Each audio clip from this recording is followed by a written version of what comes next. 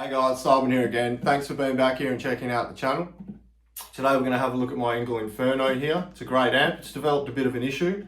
Nothing major, but what I want to do is pull the chassis out and I'll show you what the problem is. Now I'm no amp tech guru or anything like that, but I think this is something that's pretty basic, and I always enjoy the tech side of things as much as, maybe not as much as the playing itself, but I do like a little bit of techie stuff. It's good to know how the things you use work. So when little issues like this do arise, you can kind of change them yourself and know that you can do certain things without electrocuting yourself. Anyway, let's get stuck into it. I'll show you what the problem is. So here it is, guys, my ENGL Inferno, the Marty Friedman signature head. And yeah, look at it, right?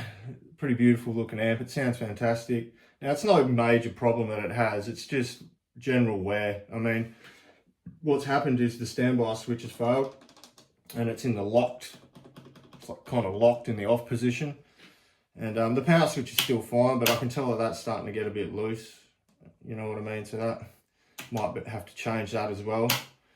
So I did have this chassis out of this amp head a few days back, and we took this switch out.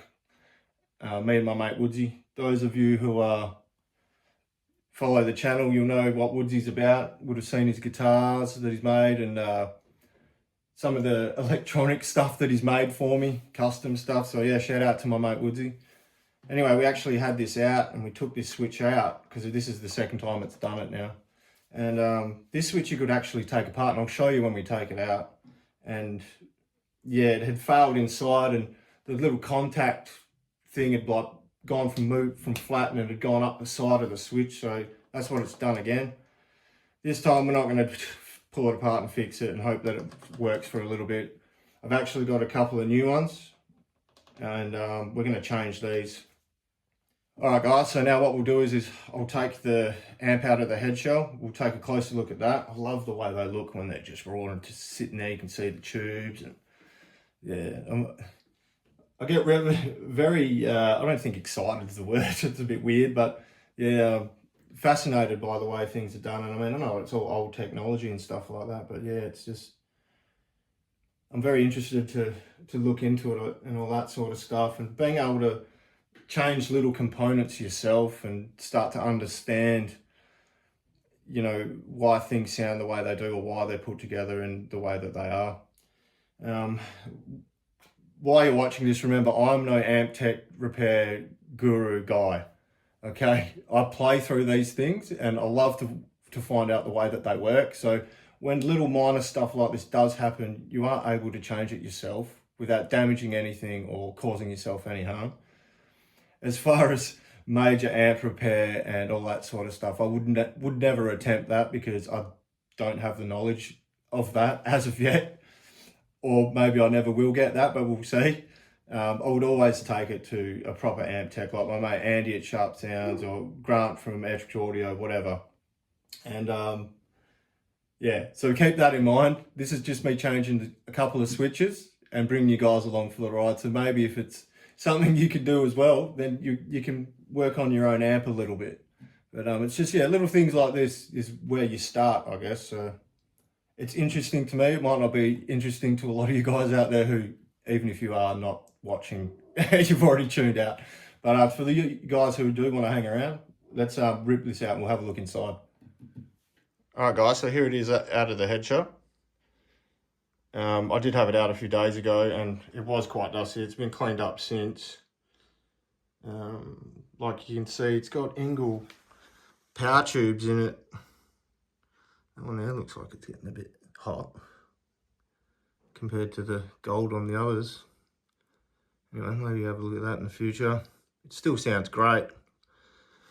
But yeah, the fact that it's still got ENGL on the power tubes, mate, it's a possibility that those are the original ones that have been in it. So yeah, that's, maybe not, who knows, but the preamp tubes is another ENGL. There's a couple of JJs, 5751, another ECC 83, and what's in there? Let's have a look. A JJ, ECC83S. So there's a couple of JJ preamp tubes in there. The rest is all ENGL, and yeah, I'm wondering if they're the original ones. Yeah, anyway. A couple of big ass transformers. There's the faceplate, always looks cool. So let's flip it over. Alright guys, so here's the inside of it. I mean, it's all PCB and stuff like that. I don't know what half of this shit is. But I know that there's the damaged switch up here. This one. So it's relatively easy to change, so we'll change that one. But yeah, for those of you who are interested,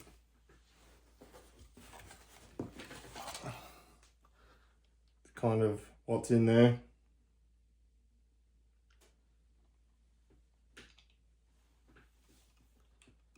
It's all PCB. I mean, it looks really neat. I mean, doesn't seem to be a lot of wiring going on. Who knows what's on top of those boards, but yeah. You guys tell me. So let's change this switch out. I really need to put this down on the bench somewhere, but I don't want to take the power tubes out and lie it down, and I'm only changing the switch. I'll just do it this way. So here we go, guys. We're just taking it out. Relatively easy, right? It's just a little nut on the front. And you just disconnect them. Make sure that when you put the other switch back in, the position is in the on and off position is the same as the other switch. Kind of goes without saying, right?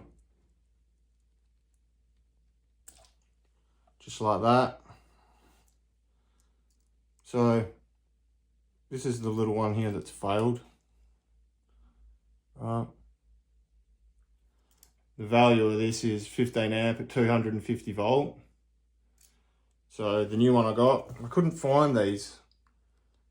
Well, I could, but they had to order them from like Europe. And as long as I assume they are the same value, they've got the same markings on them, same value as this one. I mean, this one's fully sealed. I'm not sure if that means it's better or whatever. This one you can take apart and, yeah. Anyway, let's chuck this one in and see what it's like. I always like doing stuff like this. Nice and tight. It's got some nice contact there, you know. Take this nut off. Is this so exciting for you guys to watch? Just want to try and get it the same coming through the front of the faceplate.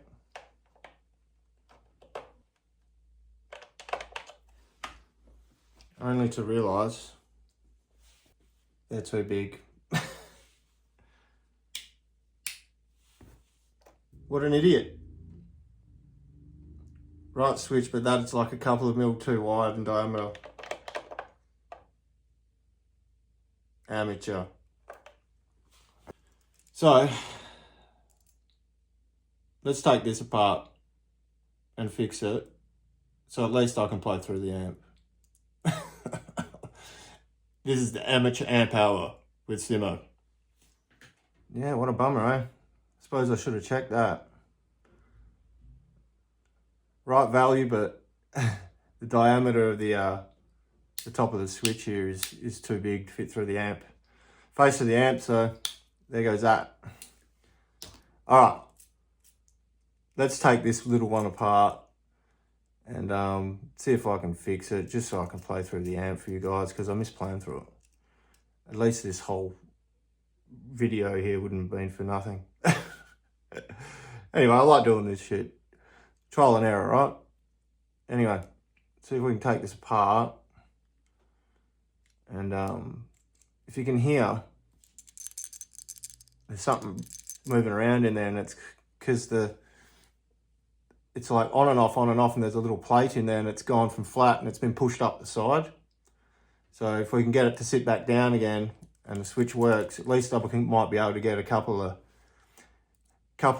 like on-offs out of it, enough to allow me to play through the amp for a bit. I like doing this stuff. Do you like doing this stuff? Let me know in the comments. Always got to be real careful with this kind of thing. You can open it and it just springs out and flies all over the room. Whoa. Or take your fingers off. Almost there. Slow and steady wins the race. Fuck man, it's getting to that stage where I think I almost need glasses. Too much coffee, shaking. Yeah, right. I can't see shit. There's the inside. Which isn't much to that, right? Here it is, this little plastic cover you can take off.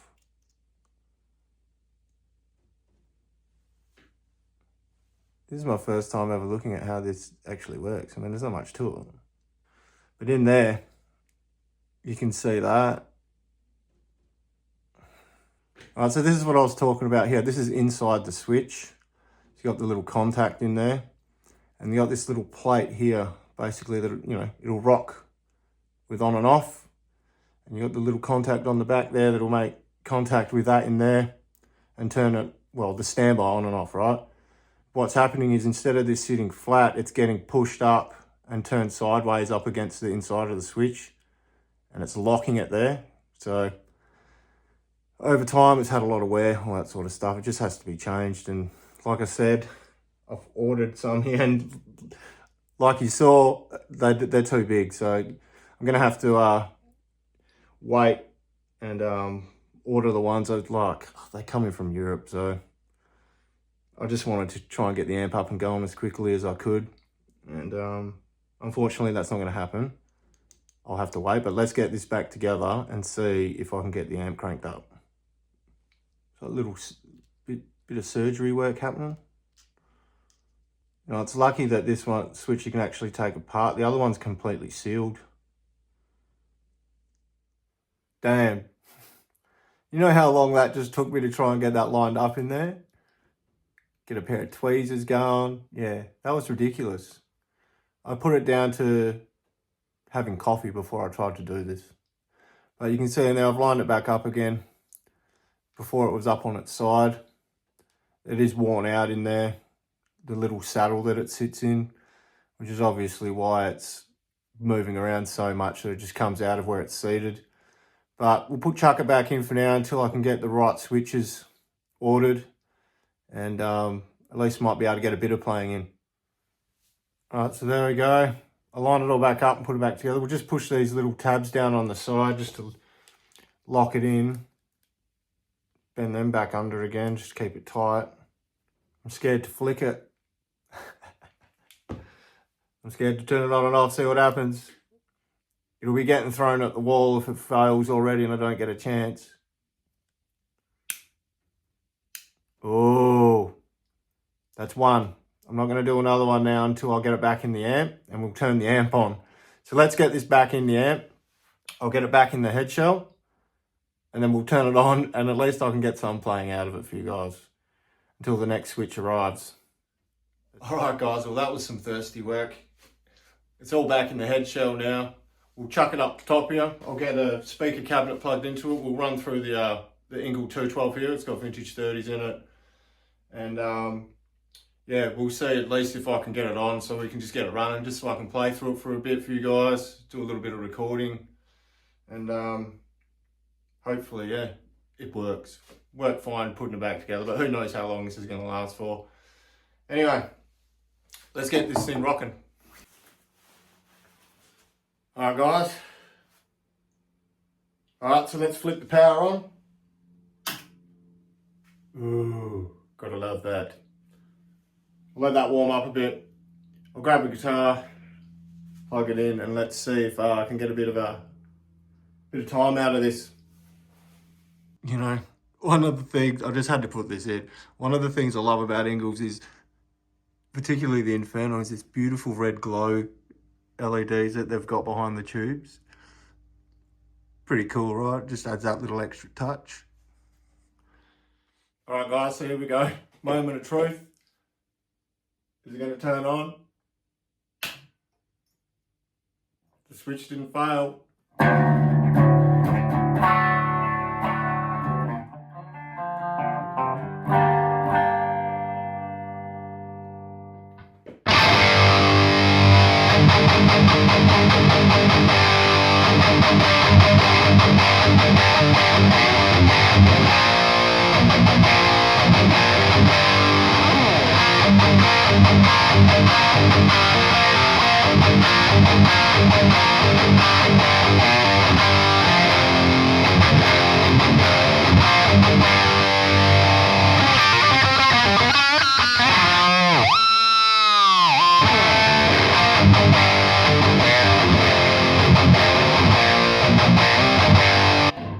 That's a lot of gain.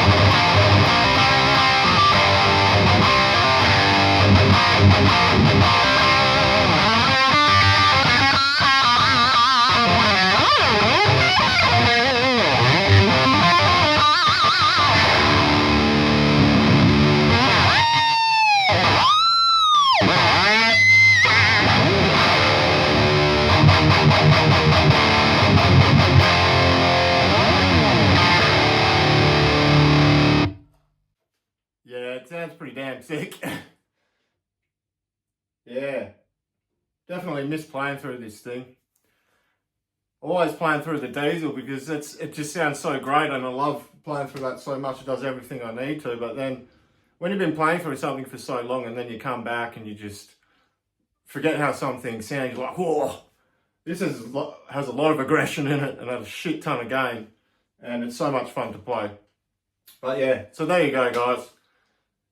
I fucked up a few little things, but it's got it working at least, and I'll order those new switches, and I don't know if I'll do another video of it because you guys are basically seeing what I'm doing. I'll just change the switches out so the amp's a bit more reliable.